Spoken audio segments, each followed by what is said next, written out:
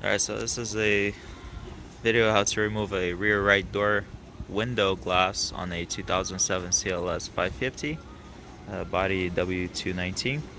Our door is already pretty much apart, so just show you how to do it just to get an idea.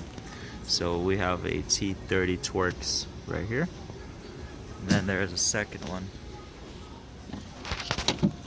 right there.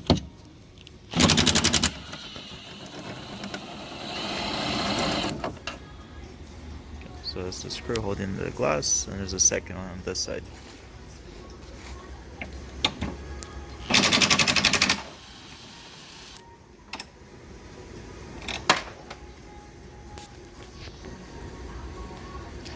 We don't really care about the screws, we don't need them, we throw them away. But for you, I think you should use a magnet and try to keep it from falling.